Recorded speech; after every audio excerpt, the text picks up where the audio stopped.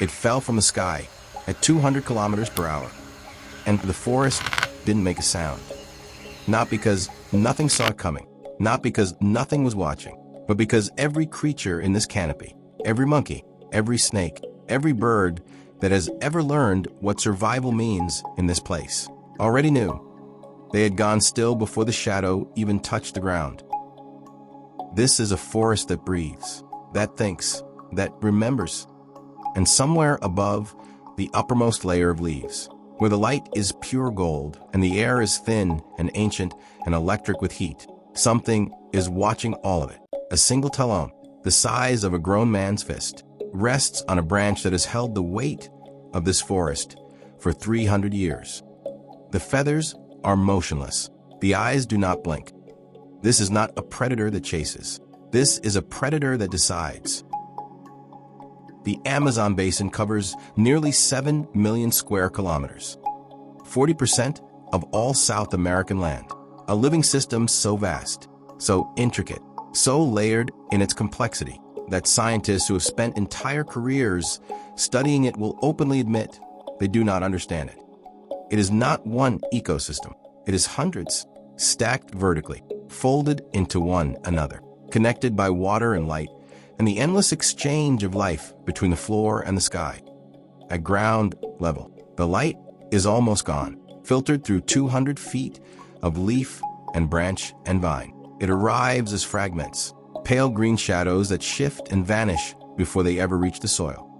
The understory is cool and still. Fungi thread through the roots of trees that have been growing since before the first European ship crossed the Atlantic. Leafcutter ants carry pieces of the forest they have cut with the precision of surgeons, moving in columns so organized, so purposeful, that early explorers mistook their trails for human paths. Above the understory, the middle canopy erupts into chaos and color. Parrots move in arguments. Howler monkeys call to one another across distances that would carry a football field between them.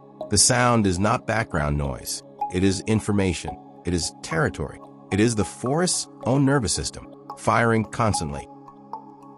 And then, above all of that, the emergent layer. Trees that have broken free of the competition below and pushed their crowns into open sky. They stand alone up there, isolated giants, each one a small island of sunlight in a world that is mostly shadow. This is where Harpyja lives, the harpy eagle, not visiting, not passing through, living permanently at the very summit of this world, as both its master and its consequence. The first thing you notice, if you are standing below and you happen to look up at exactly the right moment, is not the size, it is the face. The facial disc, that pale gray circle of feathers arranged around the eyes and beak, is not decoration. It functions the same way a satellite dish functions, collecting and focusing sound from every direction simultaneously, channeling it inward with extraordinary precision. Toward ears hidden beneath feathers, so sensitive they can detect the rustle of a single leaf, 60 meters below, through 30 meters of canopy. The second thing you notice is the stillness. Most birds of prey shift, fidget, adjust their grip, betray some nervousness in their posture that reminds you they are alive and uncertain and occasionally afraid. The harpy eagle does not do this.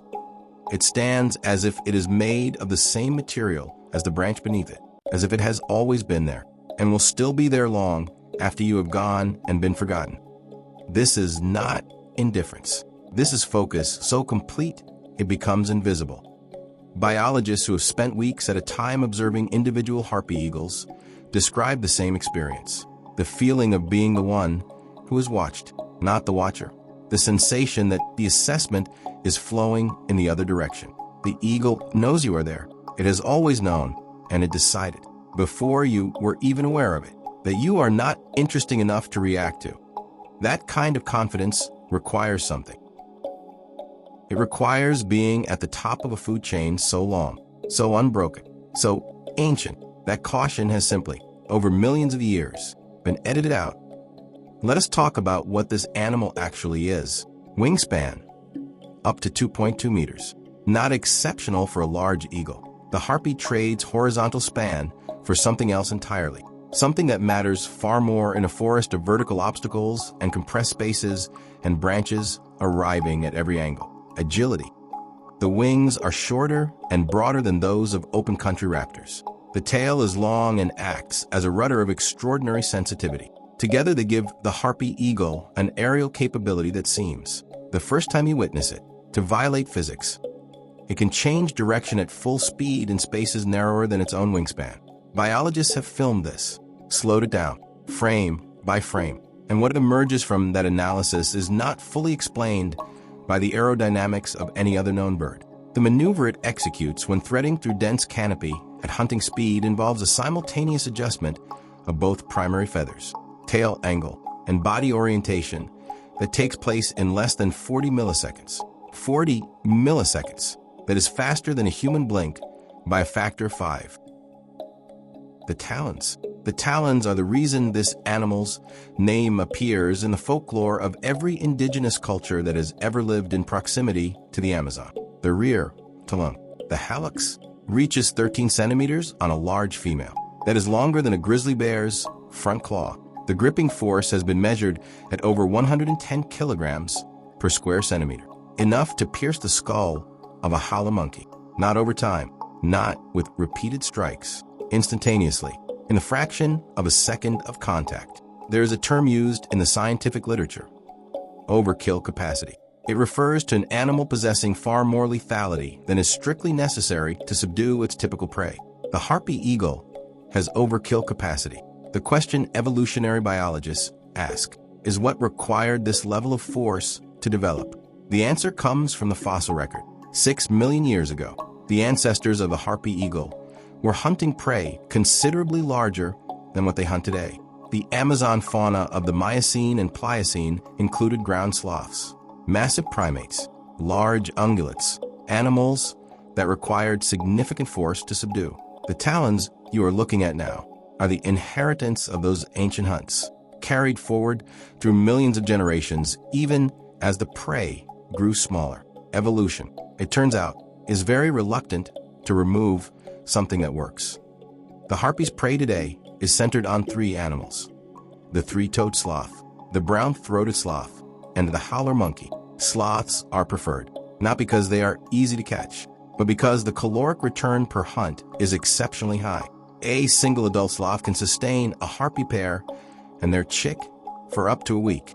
The arithmetic of survival in a forest where every hunt carries risk favors the largest possible return for the smallest possible expenditure. But finding a sloth is its own science. Sloths move rarely, sleep 20 hours a day, and have evolved a coat of fur colonized by specialized algae that turns their bodies the exact green-gray of the bark and lichens around them. At rest, 3 meters from one, you might not see it, not because your vision is poor, but because the sloth is not a bad hider. It is a perfect one. The harpy eagle finds it anyway, not through motion, not through heat signature, not through sound, through memory. Individual harpy eagles have been documented returning to the same trees in territories that can span 25 square kilometers, not because they spotted a sloth there in the moment, but because a sloth was there before. And sloths, creatures of extraordinary habit, tend to return to the same trees again and again. The eagle remembers this, files it, returns weeks later, and waits. This is spatial memory operating at a level that places the harpy eagle not simply among the most effective predators in the world, but among the most cognitively sophisticated. Researchers studying individual birds have documented territory maps that hold over 350 distinct tree locations, each one cataloged not just as a point in space, but apparently as a probability, a likelihood of return. The harpy eagle, it turns out, is not only hunting animals, it is hunting time. Female harpy eagles are significantly larger than males. In most raptors, this difference is moderate. In the harpy, it is dramatic. Females can weigh up to 9 kilograms. Males rarely exceed 5. This is one of the most extreme examples of reversed sexual size dimorphism in the bird world, and the explanation for it touches something profound about the architecture of this species. The female is the primary hunter. She takes the large prey, the sloths, the monkeys. She is the one whose strike force must be sufficient to subdue an animal that may weigh as much as she does. From an aerial strike in which she has no second chance, the male, smaller, faster, more maneuverable, hunts smaller prey during the nesting period, bringing food consistently while the female remains near the nest. They are, in a very precise biological sense, two different tools, shaped by the same evolutionary pressure, into two different functions, and they mate for life. 15, 20, sometimes 25 years. A pair bond in a forest where almost nothing lives long enough to form one. Their nest, a platform of sticks and branches built across the fork of a giant emergent tree, begins as something modest and grows, year after year, into a structure that can reach 2 meters across and 1.5 meters deep, large enough for a human adult to lie down inside comfortably. They add to it each season, whether they use it that year or not, as if they are building something not for now, but for a future they are already planning. It is early morning in the forest north of the Xingu River. The light has not yet reached the ground. At the canopy's summit, 47 meters above the forest floor, a female harpy eagle has been motionless for 2 hours. She weighs 8.4 kilograms. Her wingspan, measured by researchers who ringed her 3 seasons ago, is 2.14 meters. She has a chick in a nest 900 meters east, and the chick last ate 4 days ago. She is hunting. Below her, somewhere in the middle canopy between her and the ground, a cecropia tree extends its broad gray arms in every direction, hosting, as cecropia trees almost always do, a rotating population of brown-throated sloths drawn by the tree's soft and digestible leaves. She has been watching this tree for 6 days. On the second day, she saw a sloth, a large female, moving from the tree's eastern branch toward the central fork, then stopping, and not moving again for 36 hours. The eagle filed this and waited. Now, on the 6th morning, the sloth moves again. It is barely perceptible from 47 meters above, a slight reorganization of shape against bark that most eyes would never register as movement at all. But the harpy's visual acuity is 8 times that of a human. She sees the individual hairs of the sloth's coat lift slightly as the animal shifts its grip. She does not move. She waits for 3 more minutes, establishing angle, distance, the position of every branch between her and the target, calculating a flight path that exists, even now, fully formed in her mind before she has taken a single wing beat toward it.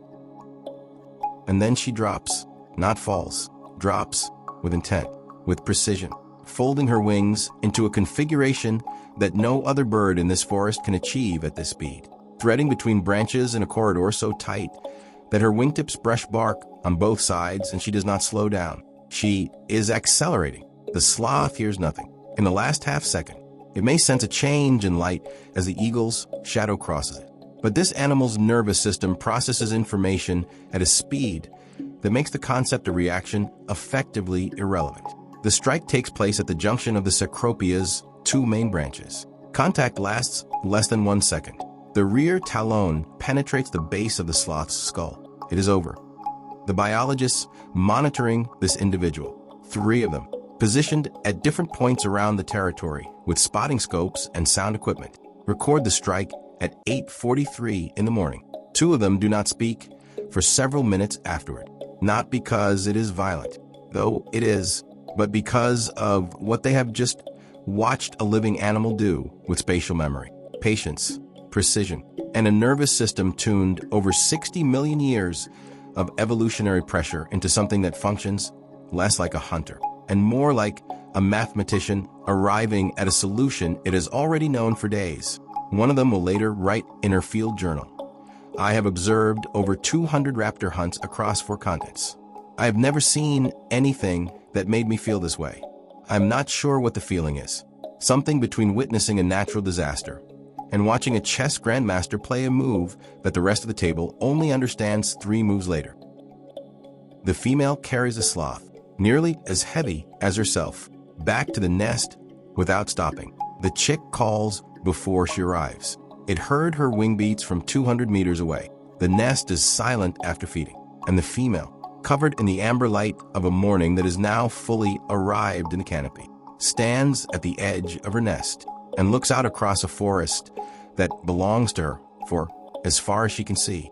And the forest is quiet because it knows there are fewer than 50,000 harpy eagles left on Earth. Some estimates place the number lower.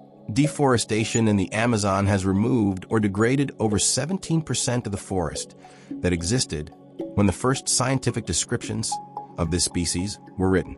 The emergent trees the harpy requires for nesting, centuries-old giants that take 300 years to reach the height and diameter that can support a nest structure of this size, are being removed at a rate that the eagle's reproductive cycle cannot match.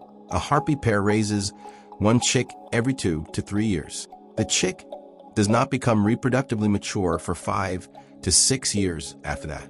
The mathematics of this population, set against the mathematics of forest loss, require no further commentary. And yet, there's something that happens when you stand beneath an emergent tree and look up and find that the shape you thought was a broken branch is looking back at you. Something clarifies, not just about conservation, not just about the Amazon, but about what it means to share a planet with an animal that has been perfecting itself for 60 million years, that carries in its talons the memory of a world that existed before our species had yet imagined fire. We are not this forest stewards. We are its newest arrivals. And this eagle, this extraordinary, patient, ancient, efficient animal, was here long before the word wilderness was invented to describe what we were in the process of destroying. It asked nothing of us. It still doesn't. It only requires that we leave enough of this forest standing, that the emergent trees keep growing, that the cecropia keeps hosting its sloths, that the canopy stays thick enough and wide enough and wild enough for one bird at 47 meters above the ground to decide in the blue-gold silence of an Amazon morning that today she will hunt